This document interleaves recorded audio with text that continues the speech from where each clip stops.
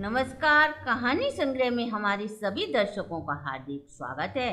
दर्शकों, आज हम आपको इस वीडियो के माध्यम से सर्वपितृ अमावस्या की कथा श्रवण करेंगे, जिसे सुनने सुनाने से हमारे घर परिवार पर जन्मों से चले आ रहे पितृ दोषों से हमें मुक्ति मिलती है। दर्शकों, आज हम आपको पितरों से जुड़ी ऐसी कथा सुनाएंगे जो हमारे पुराणों में वर्णित हैं। इसे सुनने से हमारे पूर्वजों को योनि से मुक्ति मिलकर स्वर्ग की प्राप्ति होती है। पहली कथा हम आपको सीता माता की, दूसरी दानवीर कर्ण की व गया की कथा श्रवण करेंगे। कथा शुरू करने से पहले कमेंट में ओम सर्वपित्राभ्याय नमः लिखकर कमेंट अवश्य करें, और यदि आपने अभी तक हमारे चैनल को सब्सक्राइब नहीं किया तो सब्सक्राइब करें। वीडियो को शेयर एंड लाइक अवश्य करें। संपूर्ण जानकारी के लिए वीडियो को अंत तक जरूर देखें। राजा दशरथ के 4 पुत्रों के पिता थे। उनका पिंडदान उनके पुत्रों ने नहीं बल्कि उनकी पुत्रवधू माता सीता ने किया था। राम के वनवास काल में जब महाराज दशरथ स्वर्ग सिधार गए थे, तब राम लक्ष्मण की अनुपस्थिति में उनके छोटे भाई भरत शत्रुघ्न ने शास्त्र विधि से राजा दशरथ का अंतिम संस्कार किया था। परंतु चक्रवर्ती सम्राट अपने पुत्र प्रभु श्री राम को देखने के अभिलाषी होकर स्वर्ग को सिधार गए। जब उनके अंतिम संस्कार हुआ तो उनके मृत शरीर की शमशान से थोड़ी सी राख उड़कर गया पहुंच गई, और जब पितृपक्ष का समय आया तो पिंडदान के लिए राम लक्ष्मण सीता सहित सभी गया तीर्थ को गए। वहां पहुंचकर पिंडदान के लिए आवश्यक सामग्री को लेने राम लक्ष्मण नगर की ओर प्रस्थान कर गए, और सीता माता नदी के तट पर अकेली थी। इतने में सीता माता को उड़ती हुई राख में अपने ससुर सम्राट दशरथ की छवि दिखाई दी, और सीता माता से उनका पिंडदान करने हेतु आकाशवाणी हुई। इधर पूजा का शुभ मुहूर्त निकला जा रहा था। उस समय धरती में से एक हाथ निकला और दशरथ की आत्मा ने माता सीता से पिंडदान मांगा। गया बलगु नदी तट पर उस समय सीता माता अकेली थी। वे असमंजस में पड़ गईं। तब उन्होंने पुरोहित, बलगु नदी, वट वृक्ष, गाय और तुलसी के पौधे को साक्षी बनाया और बलगु नदी के रेत का पिंडदान बनाकर हाथ पर रख दिया। पिंडदान सहित वह हाथ जमीन में समा गया। कुछ समय पश्चात जब श्री राम और लक्ष्मण वापस लौटे तो माता सीता ने समस्त वृतांत कह सुनाया। तब प्रभु श्री राम ने सीता माता से कहा, सामग्री के अभाव में पिंडदान कैसे किया जा सकता है?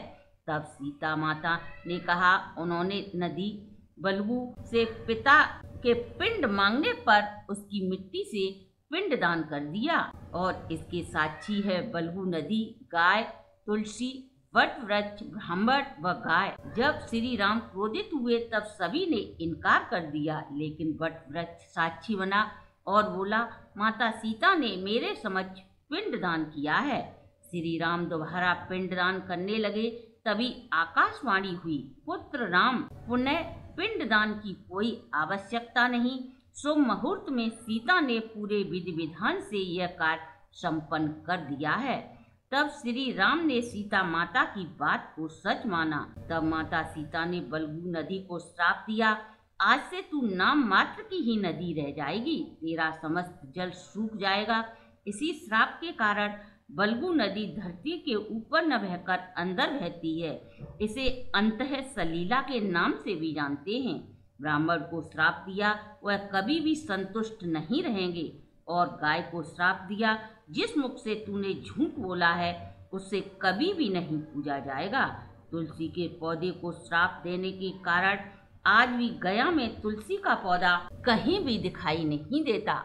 वट वृक्ष को आशीर्वाद दिया, सुहागिन महिलाएं अपनी पति की लंबी आयु की कामना के लिए तुम्हारी पूजा करेंगे। दूसरी कथा महाभारत काल की है। महाभारत काल में सबसे बड़े दानवीर के रूप में कर्ण का नाम अग्रणीय है। वह प्रतिदिन गरीबों और जरूरतमंदों को स्वर्ण का दान दिया करते थे। लेकिन जब महाभारत युद्ध के दौरान उन्हें स्वर्ग की प्राप्ति हुई और जब भोजन का समय हुआ, तब कर्ण को भोजन की जगह हीरे, जवाहरात, स्वर्ण, रत्न आदि खाने को परोसे गए।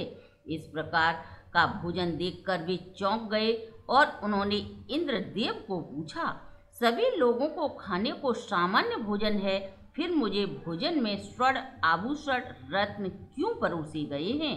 कर्ण का यह प्रश्न सुनकर देवराज इंद्र बोले, इस बात में कोई संदेह नहीं, तुम महाभारत काल के सबसे बड़े दानवीरों में से एक हो। आपके दरवाजे से कोई भी याचक कभी भी खाली हाथ नहीं गया, लेकिन कभी भी आपने अपने पूर्वजों के निमित्त खाने का दान नहीं किया है। आपके दरबार में आया हर याचक आपसे संतुष्ट था, लेकिन आपके पूर्वज अभी भी आपसे तृप्त नहीं है। इसलिए आप पृथ्वी लोक पर जिन चीजों का दान किया है, स्वर्ग में वही चीजें आपके खाने को दी जा रही हैं। जब इंद्रदेव से कर्ण ने इस समस्या का समाधान पूछा, तब इंद्र ने कर्ण से कहा, तुम पुनः पृथ्वी पर जाकर अपने पूर्वजों को श्रद्धांजलि अर्पित करो और उनके निमित्त दान पुण्य करो। इंद्रदेव की आज्ञा से कर्ण पुनः पृथ्वी लोक पर आए और अपने पितरों को तर्पण व पिंडदान किया। अब हम आपको तीसरी कथा सुना रहे हैं। प्राचीन काल में गया में एक राक्षस हुआ करता था, जिसका नाम गयासुर था। गयासुर अपनी घोर तपस्या से यह वरदान प्राप्त था कि जो भी असुर उसे देखेगा, उसे स्वर्ग की प्राप्ति होगी, नरक नहीं जाना पड़ेगा, वह सीधा विष्णु लोक जाएगा। इस वरदान से यमलोक सूना हो गया। यमराज ने श्री हर विष्णु से प्रार्थना की, गयासुर के कारण पापी व्यक्ति भी वैकुंठ जाने लगे हैं। यमराज की स्थिति देखते हुए ब्रह्मा जी ने गयासुर से कहा, तुम पवित्र हो, इसलिए देवता चाहते हैं कि वह आपके इस पवित्र शरीर पर यज्ञ करें। गयासुर इस पुनीत कार्य को तैयार हो गया। सभी देवताओं ने यज्ञ वेदी का निर्माण कर यज्ञ आरंभ किया, लेकिन कुछ समय पश्चात गयासुर का शरीर हिलने लगा। देवताओं ने घबराकर उस पर एक विशाल शिला रख दी, लेकिन फिर भी उसका शरीर का कंपन कम नहीं हुआ। ये शिला आज प्रेत शिला के नाम से जानी जाती है। जब भगवान श्री हर विष्णु ने उस शिला पर एक प्रहार करने की सोची, तब गयासुर को ज्ञात हो गया और गयासुर ने श्री हर से प्रार्थना की, प्रभु मुझे आप वरदान दें, जो भी व्यक्ति इस शिला पर आकर अपने पितरों के निमित्त पिंड दान करेगा, वह व्यक्ति अपने पितरों के साथ साथ सीधा मोक्ष का अधिकारी होगा। श्री हर विष्णु ने गयासुर के इस समर्पण को देखकर गयासुर से कहा, तुम्हारा यह शरीर अब पवित्र हो गया है। यह शरीर अब गया के नाम से जाना जाएगा। यहाँ पर पिंडदान श्राद्ध करने वालों को मुक्ति प्रदान होगी। यहाँ जो भी व्यक्ति आकर एक बार इस पवित्र शरीर के दर्शन करेगा, उसकी आत्मा को भटकना नहीं पड़ेगा। भक्तों, ये थी पौराणिक कथाएं पितृपक्ष में प्रतिदिन पढ़ी या सुनी जाने वाली। अगर आपको हमारी वीडियो अच्छी लगी हो तो आप हमारे चैनल को लाइक, सब्सक्राइब और शेयर करें।